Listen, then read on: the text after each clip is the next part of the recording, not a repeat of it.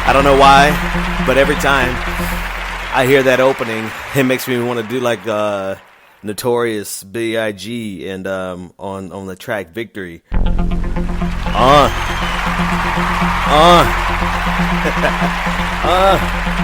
Anyway, welcome folks. Cut that out. Welcome to the Benjamin Dixon Show podcast version thereof. It is Wednesday, September 13th, 2017. Thanks so much for joining us. Thanks so much to our patrons without whom this is not possible. And if you would like to become a patron and get access to bonus content that is quite sporadic, I'm not even going to lie to y'all. One thing Dixon is going to do is be truthful. Sporadic, but great content. Bonus content. Go to patreon.com/the BPD show and become a part of our inner circle, man. Do that. Go do that today. Go pledge $3. But anyway. Some days I have multiple topics, and other days I have one. I think today is a day where I'm only going to talk about one thing. And I hope that by the end of the show, I would have convinced you why progressives should never speak of Hillary Clinton ever again. Ever. Negatively. Particularly negatively. Matter of fact, I might subtitle this, Why Progressives Should Talk Positively About Hillary Clinton. But don't hold me to that. I don't know if I could even convince myself of that shit. I'm just saying, strategically. So Hillary Clinton was on The View today. I tweeted about it. It took everything in me to do that tweet because I've been practicing my best to never speak of Hillary Clinton negatively. And maybe I should have followed my instinct, but I didn't follow my instinct, and I went ahead and tweeted about it because I felt as though, I mean, damn, enough's enough, Hillary. You know, here's the thing. Let's start here. Hillary has a huge following of people. Millions of people absolutely love Hillary Clinton. Of that, there's no question. And so she should. I don't care who you are. I don't care how much people don't like you. If you have a support base as big as Hillary Clinton's, you write a book. You write a book and you go on a book tour. Go tell your story. So by all means, man, whether we want to hear the story or not, it only makes sense because if I had 10% of her audience size, I'd be doing the same goddamn thing. I'm just saying every one of you listening to me would be doing the same thing too. Let's just keep it 100. Can we keep it 100? All right. All right. We'll keep it 100. There it is. I'd be doing the same damn thing Hillary Clinton is doing. So this has absolutely nothing to do with the fact that I think she shouldn't have written a book. Matter of fact, I might buy the book and read the book just so I can give legitimate critique of it, or a review of it. And I like to read, so shoot, why not? I'll pick it up and read it over the weekend. Yeah. So this has absolutely nothing to do with not wanting her to speak. I think that she should speak. She has an audience that's waiting to hear her. I think as a person that knows marketing, it just makes absolutely no sense for her not to speak. A person, an A-lister, she's not a politician anymore, so let's use Hollywood terminology. An A-lister like that who can get on any show she wants to at the drop of a dime, man, Hillary go out there and make that damn money because she's not going to get an advance like Barack Obama did. So she got to get out there and hustle. Not that she's hurting for anything. I'm sure they're fine money-wise. But I'm saying all of that to say I absolutely have no problem with Hillary Clinton writing a book and going on a book tour and telling her story. Here's what I have a problem with. I have a problem with anyone.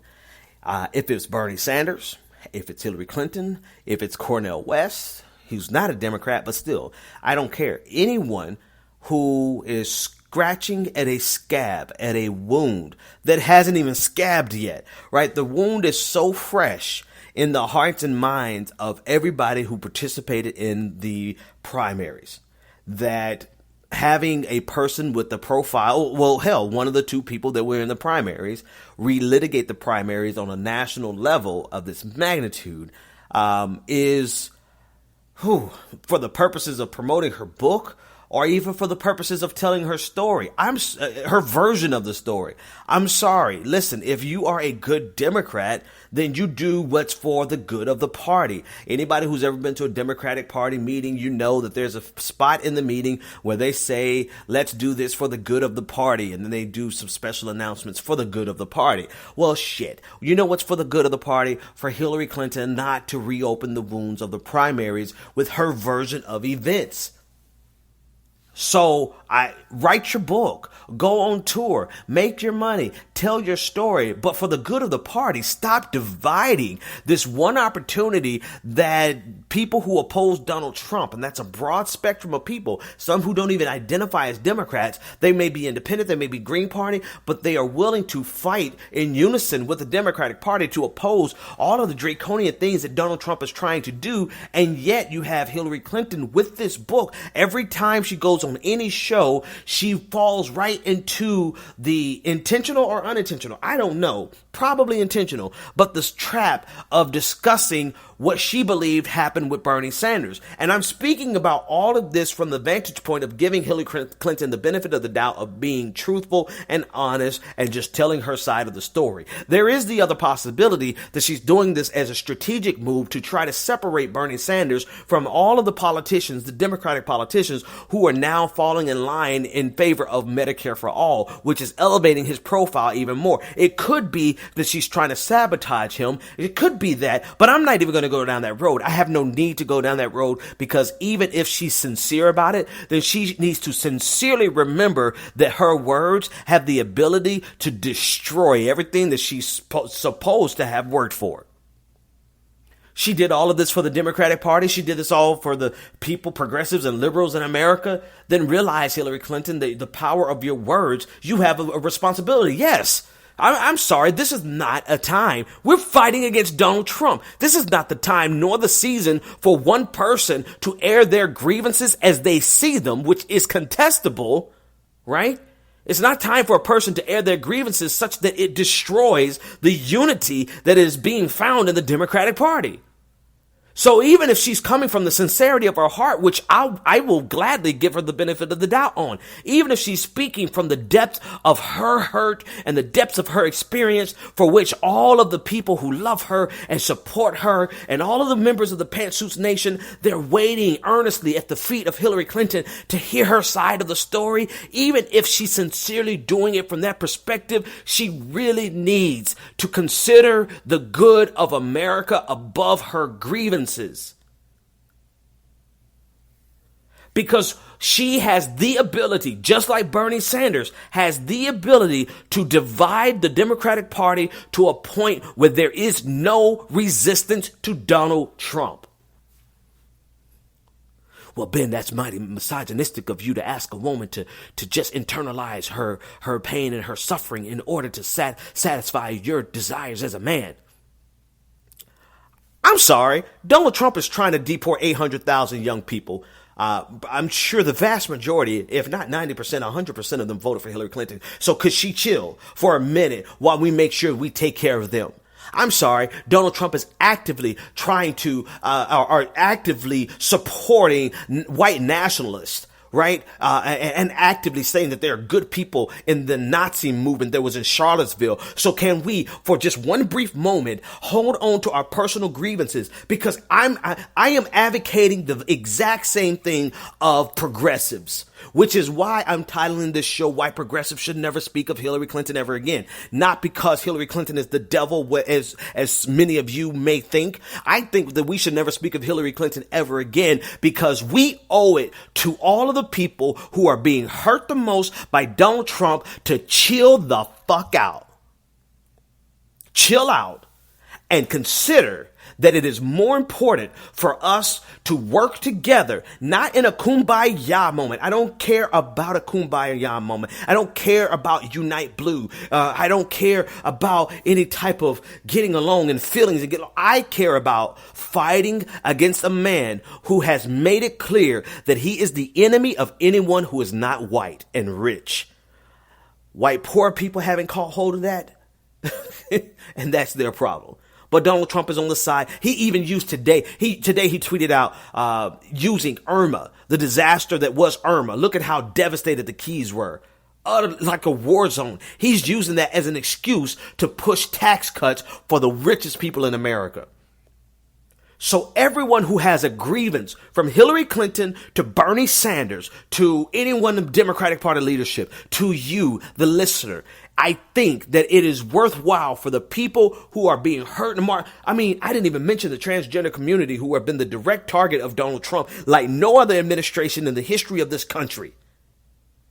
For the sake of people who are being hurt the most by him, can we take our personal grievances from the primary and set them aside enough to fight back against Donald Trump? No? Okay, I hear you. That's asking too much. I get it. Okay, what if I told you this? That's not only the right thing to do, but it is the smartest thing to do strategically.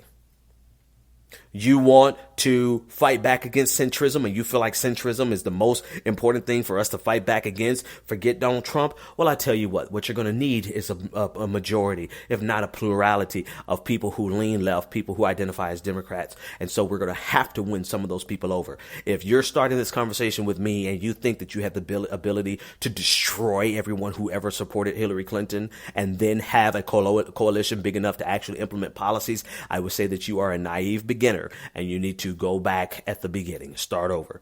That is not possible, and it won't happen, right? And so in order for us to gain a plurality or a majority of left-leaning, Democratic or progressive or liberal, however they identify, generally people who oppose Donald Trump, for us to get a majority or a plurality, we are going to need to convince people who voted for Hillary Clinton, people who love Hillary Clinton, a portion of them, we're going to have to convince them that we are the people that they should follow. And you know what they're not going to do? They are not going to follow people who constantly remind them that they hate us because of what happened in the primaries. Bottom line. So whether or not you think it's the right thing to do for the sake of people who are being hurt the most, you ought to realize that it is the strategic thing to do, to take the moral high ground, not because you're a moral person. I get it. Or not because you feel like this doesn't fall into your purview of your definition of morality. Your definition of morality may very well be progressive purity politics. Fine. I get it. All right, let's not do it in terms of morality. Let's do it in terms of strategery, in the words of George W. Bush. I have to stop saying that because if I keep saying it, it's actually going to come out of my mouth for real. But I digress. For the purposes of a sound strategy, we must no longer speak ill of Hillary Clinton. We need to package up all of our anger and all of our beef and all of our disdain for Hillary Clinton, her rewriting of history. You know why? You know why we can do it? Because one, why we should do it. One, because it will show us to be the more magnanimous people, the people who want to be above the fray. And if we're going to ever convince the people who may be on the fence, they might like Bernie Sanders' policies, but they don't like Bernie Bros. If we're ever going to convince them, we are going to have to be above the fray and look like leaders and be the leaders and not go down into relitigating the primaries on Twitter every single goddamn day. Besides the fact that I'm tired of seeing it. I'm tired of seeing it because it is pointless. It yields no results. No one's going to change their mind at this point. Nobody's going to, maybe two people, right? Not maybe 1,000 people, but not enough to actually move the dial. Nobody, not a statistically significant enough amount of people are going to change their mind at this point about Bernie Sanders or Hillary Clinton. Either they loved Hillary Clinton and kind of liked Bernie Sanders, or they loved Hillary Clinton and hated Bernie Sanders with a passion, or they loved Hillary Clinton, kind of liked Bernie Sanders and just hated the Bernie Bros because of their personal experiences during the primaries. Do you realize when Hillary Clinton has an approval rating of 30%, there are a lot of people who voted for her who actually don't like her.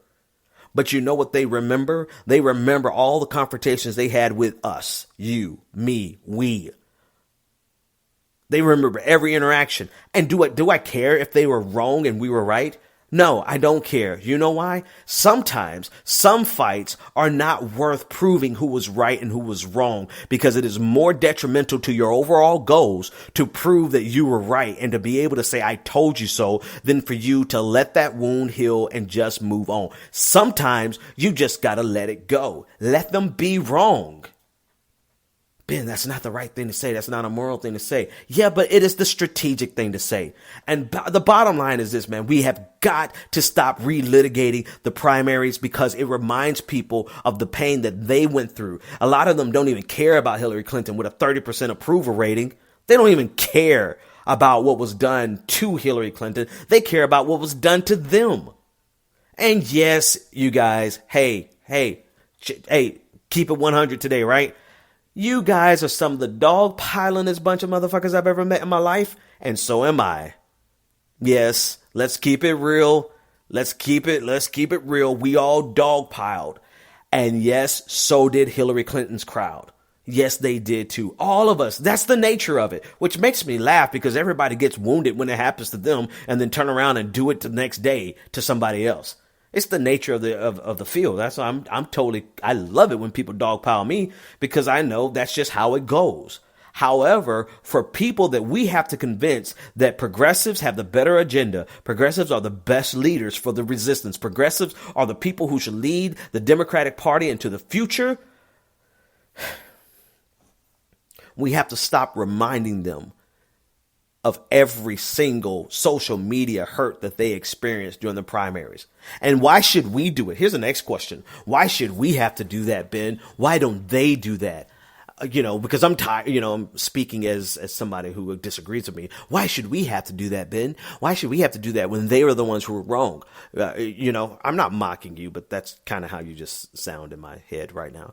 But the reason we should do it is because it gives us the strategic advantage. It gives us the moral high ground or the perceived moral high ground. It gives us the ability to appear as though we are above the political fray. So even if you don't see it as the moral thing to do, which I could argue it would be the moral thing to do, because sometimes you just need to be a decent person and stop sticking people in the eye. Yeah, they were wrong, but stop poking them in the eye. So I could argue it from a moral perspective, but even forget about morality of it. Forget about the kumbaya of good feelings of it. Just think of it strategically.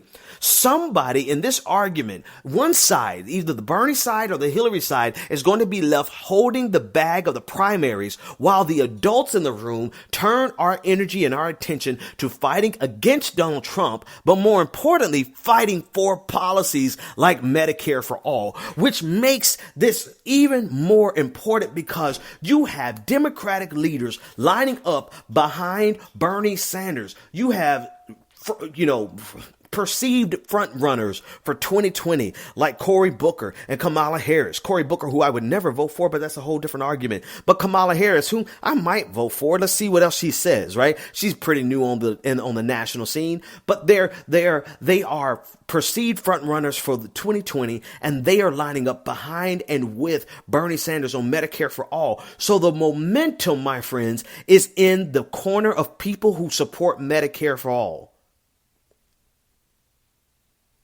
And this is why, coming full circle, why not only do I think it's a strategic thing to do, but I also think it's just the smart thing to do in the sense of there's no need to talk about Hillary Clinton anymore. I know I tweeted about her today. I broke my own rule. I'm preaching to you as much as I am to me as much as I am to you. But if we can do it together, if we can collectively do it, if we can get all of the, there's about, maybe 5,000 of us who really lead the charge and the rest of you guys who we can't do it without, you kind of take our lead on it. And no, we shouldn't really talk, hey, I know we're all autonomous individuals, but, I do notice when the crowd follows a certain set of people. I'm not knocking you, not saying you're a follower. I'm just saying we couldn't do it without you. But there's about 5,000 of us who have large enough platforms to move a population. And if those of us who have sufficient following enough on social media, particularly on Twitter, who can move the progressive movement, if we would stand down and never speak of Hillary Clinton again, negatively or positively. I mean, if you really want to be a Machiavellian son of a bitch like me, maybe you say something positive about her, whether you mean it or not. right? But if we do that, I know this is public, and I do know that Hillary Clinton supporters are going to hear this, and I do know they're going to be like, "Oh, he's a sneaky little son of a bitch." Yeah, I am. I mean, shit. That's what you guys come to me. You come to me for the analogy. You come to me to keep it 100. Anyway, I'm not going to say keep it 100 anymore tonight. I promise. But if those of us with a sufficient enough following actually stand down and never criticize Hillary Clinton again publicly, it would give us the perceived moral high ground, even if we're not doing it for moral reasons, but only doing it for strategic reasons. And here's why we can do it. Not only why we should do it, but why we can do it. Somebody tell me what time Hillary Clinton trended today when she was on The View. I'll wait. Okay, time's up. Send it to me. When did she trend? When did she trend on Sunday when she was on Sunday Morning with Jane Pauley? I'll wait. Now, what was trending number one today for the majority of the day? Medicare for all. Hillary Clinton is becoming less and less relevant.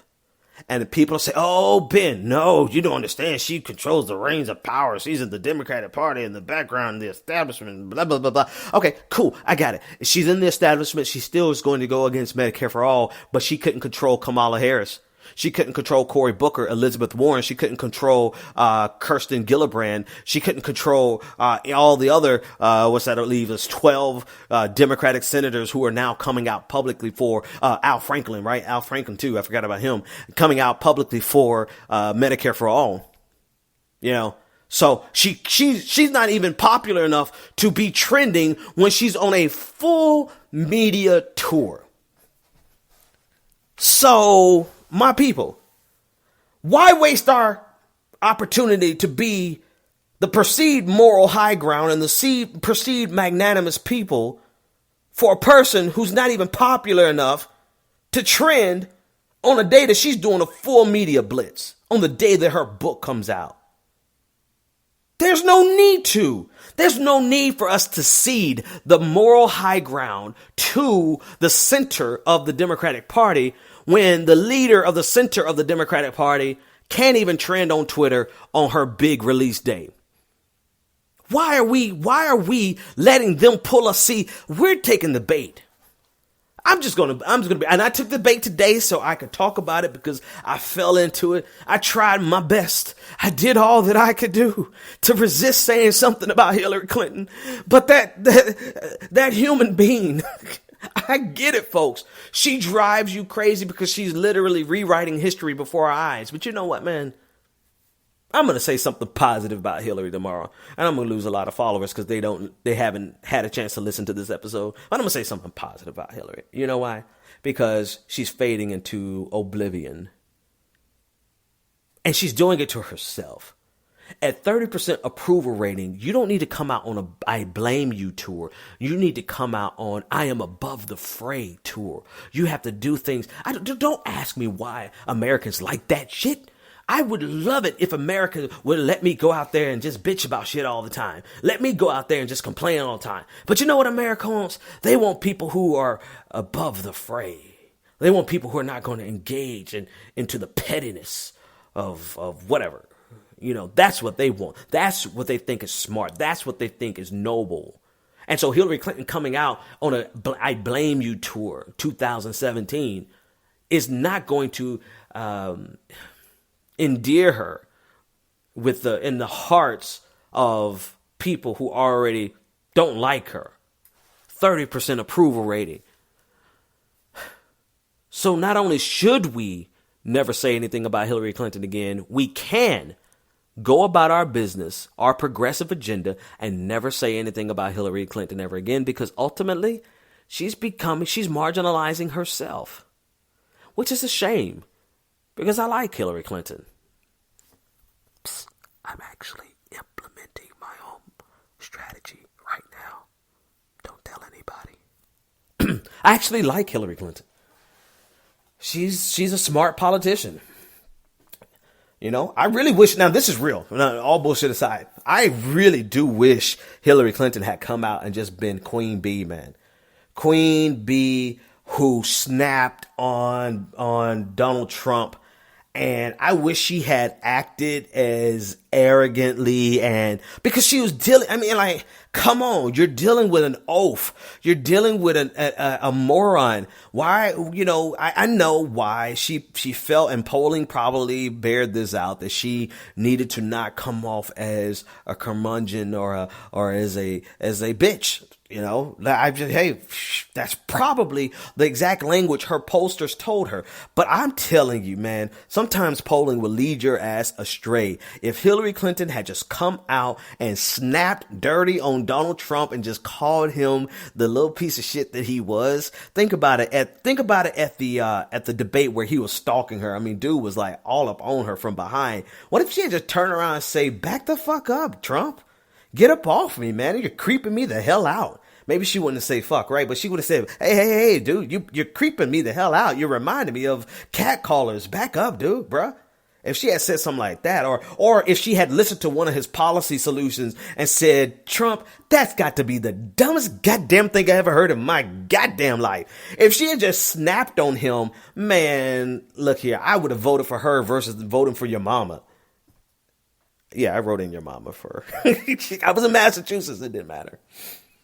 I mean, I probably would have campaigned for her. Because you know what I like more? You know what I like more than progressive purity politics? I like authenticity. And I think Hillary Clinton is an authentic queen bee. So if she would have just been authentic with that and shut that shit down during the primaries, or not the primaries, but during the general election with Donald Trump, man, please.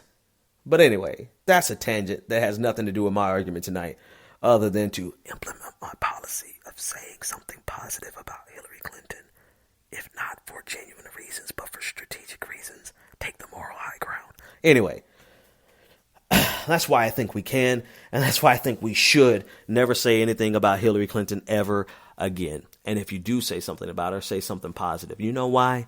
Disarm them. Disarm Peter Dow. Disarm them. Stop giving them the weapons to attack you and to keep us in this space. Because think about this, their biggest weapon against Bernie Sanders, forget Bernie, their biggest weapon against Bernie Sanders' progressive agenda. And now let me say it a third time by taking Bernie Sanders out completely. Their biggest weapon against progressive agendas is this same space that they kept us in during the primaries. Just Bernie bro this, the radical left this, the far left that. That is their only weapon, my friends. And if we disarm them, then what do they have left? You know what I realize? Let me see. I'm going to lie here for... what do they say? The names are changed to protect the identities. So I'm going to lie. I'm going to make up a lie here. So there's a group of people who it dawned on me a while ago that they honestly don't have anything that they really stand for. All they really want is for a Democrat to win. They don't really care what that Democrat does when he gets in office or she gets in office. They just want a Democrat to win. Because when I paused and I asked them, this was months ago, when I paused and I asked them, and I said, well, if that Democrat wins, what do you want them to do? They didn't have any answer. They don't really have policies that they're fighting for. I have 3 specific policies that I am making the anchor of everything I do.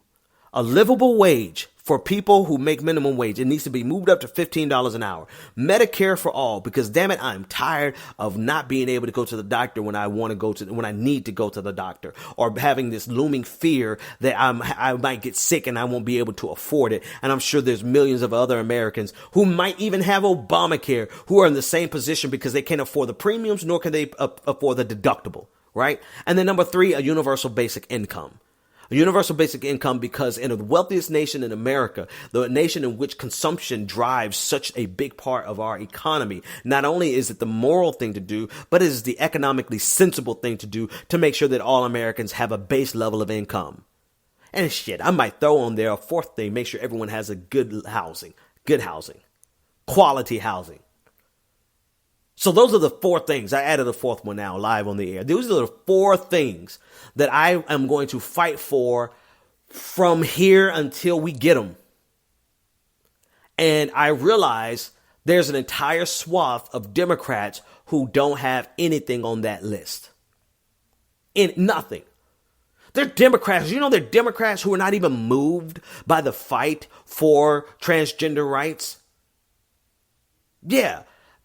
And so I'm sitting here, I'm wondering, like, well, what the hell do you fight for? And so this is what I mean by if we disarm them, they have nothing.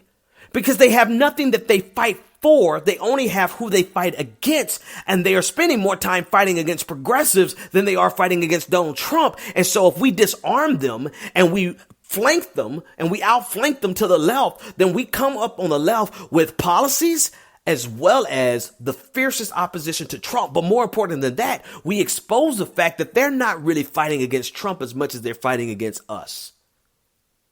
But we can't do that if we continue to supply them with all the ammunition they need to continuously fight against. Oh, do I have some scary music in here? Hang on. What is the... No, that's not it. What's some sad... Oh, yeah.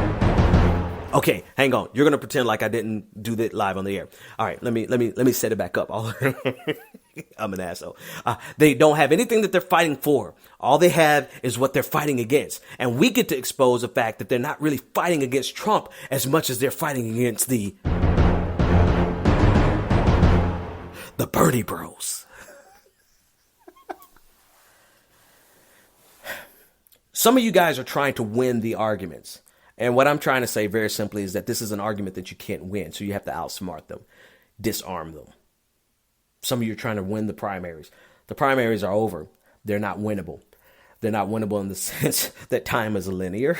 All right. Number one. And then they're not winnable in the sense that these people are not going to be convincible, that we cannot convince them. So disarm them. And if you ask yourself the question, I'm telling you the truth. I might have been silly and I might have just been an asshole in this episode, but I'm telling the truth. What is the only route that they have? What is the only thing they have? The only thing they have is fighting against Bernie Bros. The only thing they have is fighting against Trump, but they don't even do that as good as we can. You know why we can do it better? It's because we actually have policies. Policies. They do not have policies because they don't really stand for anything. They don't really believe anything. And I'm believing that more and more every single day. It's not that I centrist. It's not that I hate you. It's not that I have anything. I really am hurt. I'm taken aback. I'm really implementing my policy of saying things that are positive, even though I may not really mean it, or I might mean it. I'm really hurt. I'm genuinely hurt when I discover that friends of mine who are staunch Democrats don't really have policies that they stand for, that they're willing to fight for. And then you mention things like Medicare for all and they fight against it, which is why this moment is so important for us to not be relitigating the primaries, but embracing Kamala Harris, Cory Booker, all these people that we don't like. It's a strategic move. You do not have to prove a point here. The best move is not to prove a point because there's no point that can be proven to those people. What is the smart move here, Dixon? I'm glad you asked. The smart move here is to utilize the fact that some of the most popular Democrats in the country have now signed up for Medicare for all. Matter of fact, don't even attach it to Bernie Sanders. Don't even attach it. I love Bernie. Bernie, you're cool with me, but we don't even need to say your name again because it is the policies that matter. We have policies, people. We don't have to fight against personality. We don't have to fight against... I think I've said all I need to say. What time is it? I'm only 33 minutes in, and I think that's as good a place as any. But this is why I implore you. Now, here's the deal. There are going to be some Hillary Clinton supporters who listen to this and say, "Oh, Ben is a devious little motherfucker." Yes, I am. I if it was not for the Jesus in me, I would be the most Machiavellian son of a bitch out there. Right? Look, don't get me wrong. My mind is calculating all the time. I'm strategic first, but if not for the grace of God. I'm so serious. Like, there's a compassionate gene in me that supersedes my tendency to be a cutthroat politician or apparatchik, right? So the compassion in me actually transcends, or supersedes, rather is the word I'm looking for, supersedes all that. And so I say that to say there are going to be some Hillary Clinton supporters who listen to this and think that I'm just being devious, but I'm going to extend you an olive branch here. Somebody's going to do this. Hopefully both sides will implement this, right? If both sides actually refuse to talk evil of the other, talk down or relitigate the primaries with the other side, both sides are disarmed in this attack, and we can finally put an end to the Bernie versus Hillary wars that do nothing. They do nothing to fight against Trump. They do nothing to implement policies. They are this war is detrimental. And so I will extend this olive branch. Not really. Maybe. Really? Am I being sincere? I don't know. I honestly don't know if I'm being sincere here. It doesn't matter. I'm giving it to them because I think the most important thing besides winning, you could use this strategy to win. Totally. But for me, the most important thing besides winning is helping the people who are hurting the most. And so it doesn't really matter to me which side does this, man. As long as one side does this and puts an end, or both sides do this and put an end to the Bernie versus Hillary war, so that we can speak with a unified voice in support of DACA students, in support of the transgender community, in opposition to white supremacy and white nationalism and Nazism, so that we can actually move together in a solid voting bloc to destroy the Republican agenda that is seeking to, in the midst of everything else they're doing, they're seeking to give tax cuts to the richest people in America at the expense of the most marginalized people in America. That's what's most important to me. And so, yes, this exact strategy can be utilized against Bernie Sanders progressives, because maybe you who are my friends and those of you who follow me and those of you I respect and like, maybe you won't hear this message.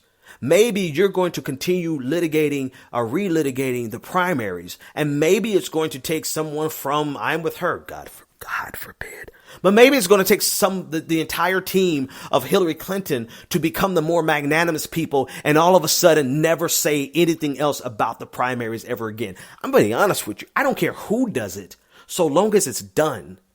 But if you want to win the Hillary versus Bernie wars, the way to win it is to stop fighting it and show. And here's one last thing. Stop fighting it and make it so toxic. Make it so toxic that anyone who brings it up, we don't attack you. We won't attack you based on relitigating the primary. Oh no, we're not that stupid. We're not gonna talk about the definition of super predator and who said it first and what it really means. And we're not gonna go into that because there's no winning that. What we're gonna do is embarrass you for distracting from the real fight in America. The real fight in America is for policies that help hurting people. The real fight in America is against a megalomaniac narcissist who is bent on benefiting his bottom line more than anything else at the expense of the most marginalized people in America. That's where the real fight. And how dare you use your platform to divide us when we need to be unified more than ever before? Write that down, folks. Write that down. Use that righteous indignation, right? If you use that righteous indignation and you grandstand a little bit so that anyone who tries to relitigate the primaries, you shame them. You publicly shame them because they are doing something very dangerous, right? And I'm vacillating. Don't get me wrong. I'm vacillating back and forth between being sincere and being strategic, right? But the truth of the matter is they are doing something dangerous. They are dividing us at a time when we need to be the most unified for two reasons: for policies for hurting Americans and to oppose Donald Trump, the white supremacist in chief. I mean, if you want to win the primaries, don't fight the primaries, fight the people who are relitigating them, and fight the fact that they are relitigating the primaries. Make it so toxic for Peter Dow to say anything about Bernie Sanders, not because you're trying to correct him, not because you're trying to prove him wrong, but because he's using a platform like Verit.com to attack Bernie Sanders when we should be unified and attacking Donald Trump. which is both true and strategic. I don't know if I can make it any plainer. I know I left off the most important part, which is we got to shame the hell out of people who actually do this.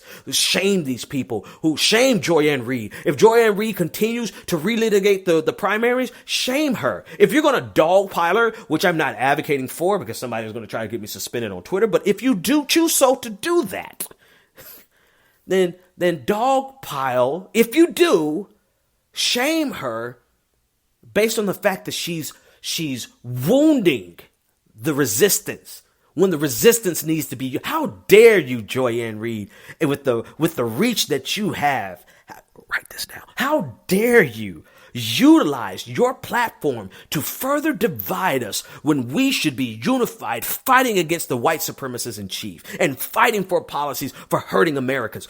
Joy-Ann Reid, you should be bigger than that. You should be better than that. Simultaneously, letting people know around you that you are the more magnanimous person and therefore you are the person they should follow. I hope I've made myself clear, guys. And again, I'm making this extremely public, so Hillary Clinton supporters, you can do this too. Let's see who wins.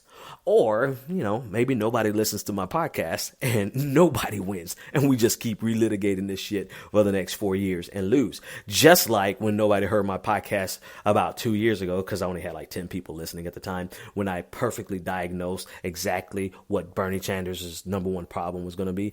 But I digress. I'm just a guy with a podcast and a blog.